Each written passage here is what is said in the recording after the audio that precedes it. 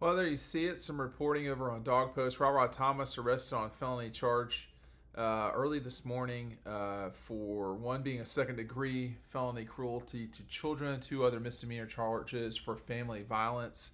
The last time I checked, he was still booked in Athens Clarke County Jail. I don't know if Rah-Rah Thomas is going to be with Georgia after this event. This is the second time that he's been arrested. The first time the charges were dropped, but this is the second time he's been arrested for this sort of activity. I reached out to Georgia. They gave me a statement which was not very long. It said, "This is a pending legal matter. We will have no further comment at this point." That was from Stephen Drummond, who is the associate athletic director for strategic communications. I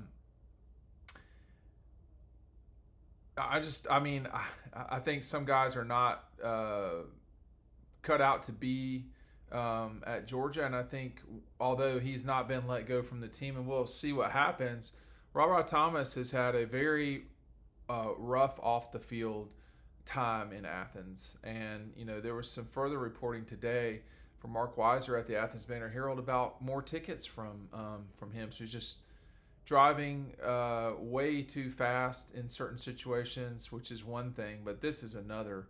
And the police report will be out soon enough. We'll just see how Kirby Smart reacts to this. But typically what happens is when guys are like, if they're in the process, if Georgia's in the process or Kirby's in the process of letting guys go, they don't do it while they're in custody. That's my recollection, but it doesn't mean that's always the case. So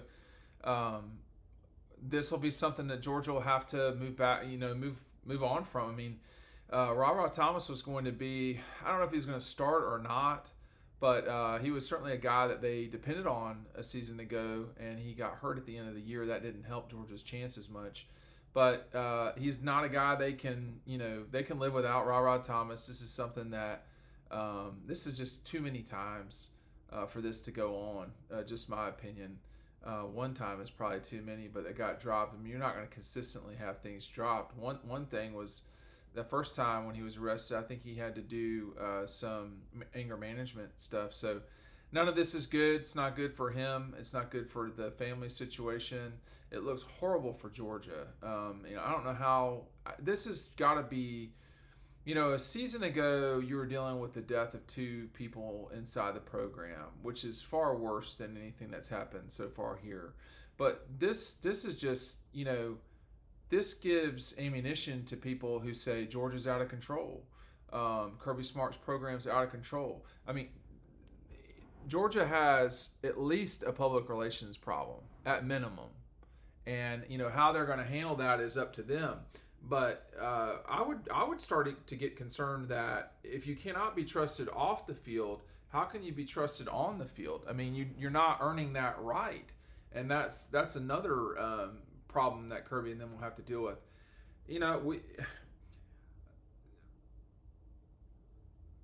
All things can be true at the same time as well. When you start talking about there's 85 scholarship guys, and we're only hearing about, a percentage of them. We are hearing about a percentage of them. But in the case of Rah-Rah, this is the second time this has happened. This is not going, 19 over or something like that. That's not what's happening here. This is way more beyond that. So this is another black eye for Georgia heading into a season where, they're the betting favorite to win the national championship. But it's another bad look. Coming into a season that's going to have road games at Alabama, Texas, and Ole Miss. You're starting the season off with Clemson, who had someone was arrested at Clemson the other day, but not for this sort of thing. And that,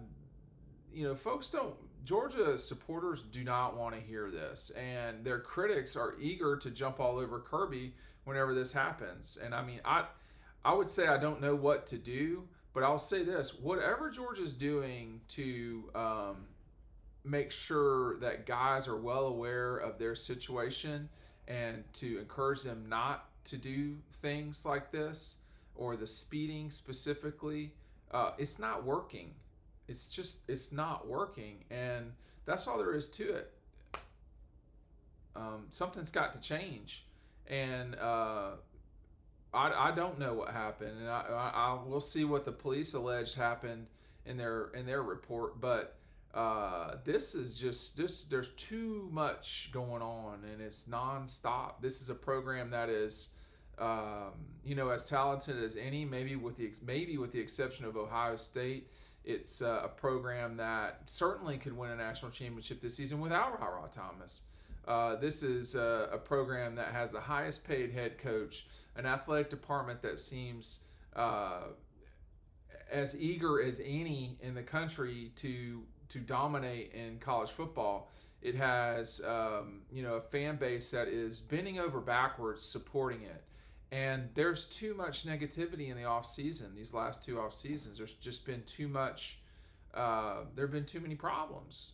And I remember I was reviewing stuff that we had ready for media days, and I came off of an article that we wrote about what Cedric Van Pran said about how they've got to get the driving under control. That was a year ago, and it's like it's not getting through. So what I think, when you consider the resources of the University of Georgia's athletic department, specifically the football program,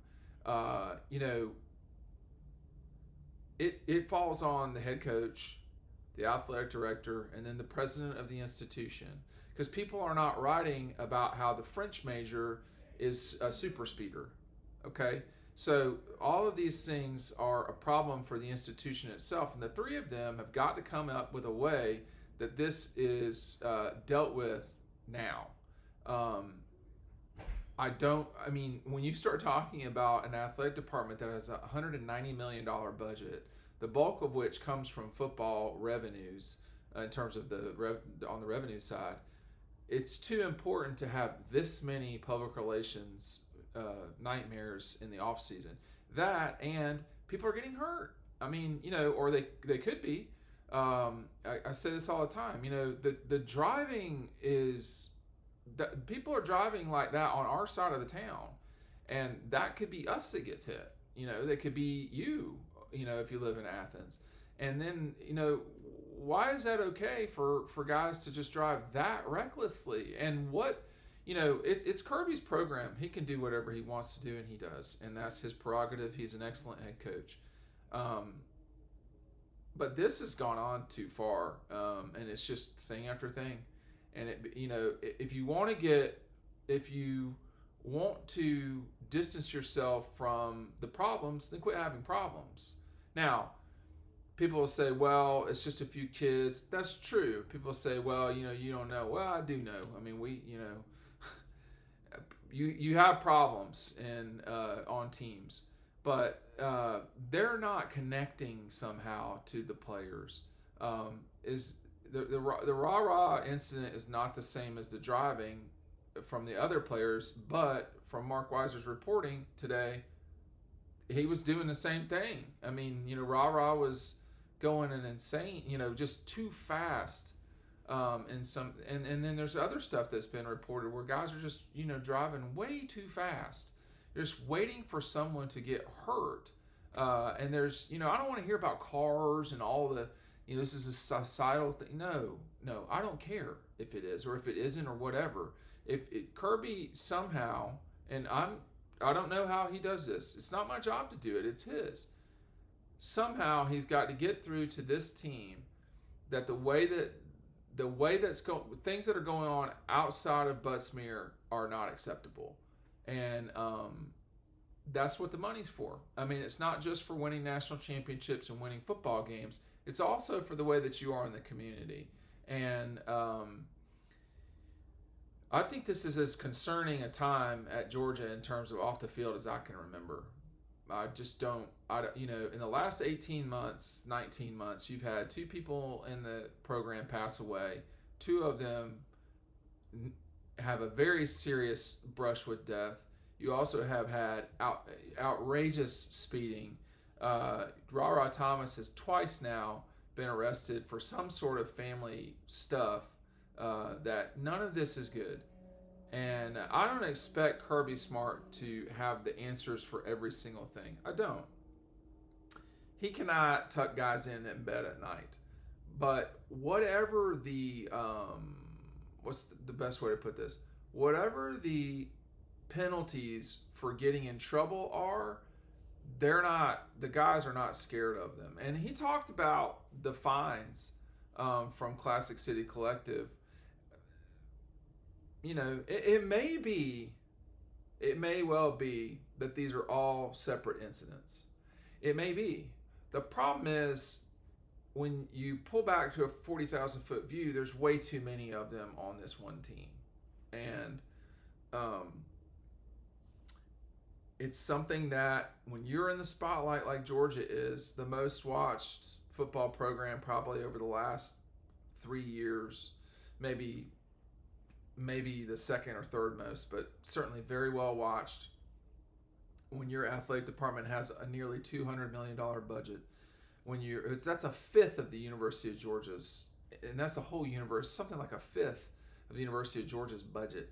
They're not the same thing, they're in different things, but my point is how massive that is. When you are the highest paid head coach, when you are when football is quite clearly so serious as it is at Georgia, these sorts of things, they just cannot happen, and not without ramification. I don't know what will happen with Rara. My suspicion is perhaps by the time you watch this, he will not be at Georgia, but I don't see how he can be kept around. But we'll just see. Anyway, thanks for watching. We'll see you in the next video.